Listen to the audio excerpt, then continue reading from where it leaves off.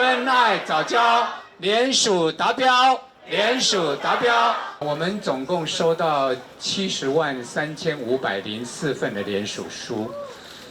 那当然，这里面有一些我们自己审查的，就发现到有一些是不合格的，大概淘汰了这样的6箱。当初我们希望35万能达标，就很高兴了。那也是我们很多的伙伴呢，在街头不断的努力的和我们的民众来说明保护早教的重要。后来慢慢的也感动了许多的网红和艺人，其中包括青绿的吕秋远律师。那这个呢，让我们的联署的声势就拉高起来。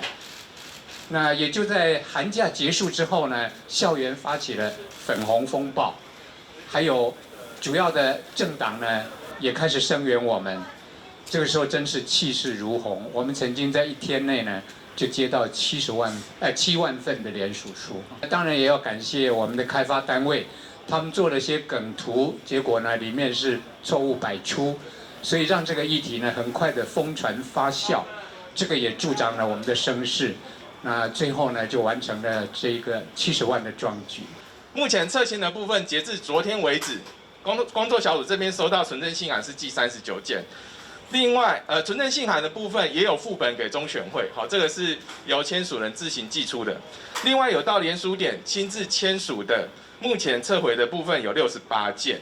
就算我们今天把100余份的这个有撤签，所谓他们要表达这样的一个意思，把它剔除的话，事实上，针对这个公投联署的成案本身来讲，它应该不至于造成任何的影响。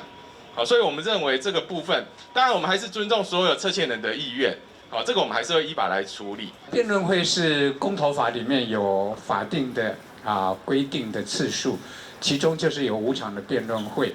我倒是觉得在辩论会之前，其实可以让听证会举行，也就是这么多年来呢。这个问题到底是经济重要还是环境重要啊？到底里面有关于开发的面积是多少？有没有影响到早教？到底我们的能源政策如果没有3阶，会影响多少的费用容量率？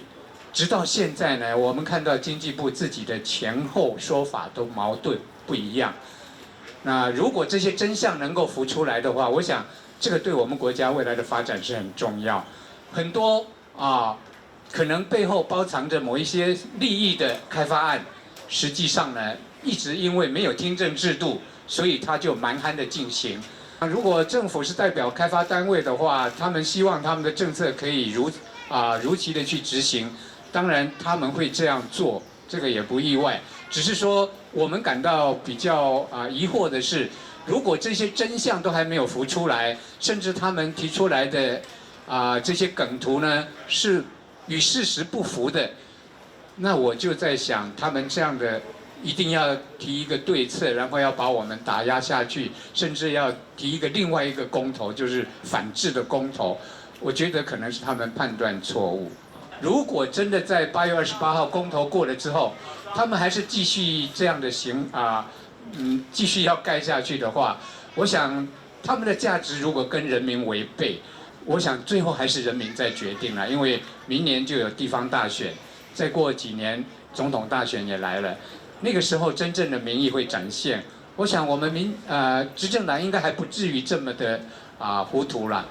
当真正民意展现的时候，我们认为他们会开始做，也只有真正的顺应民意。他们才可能继续的执政。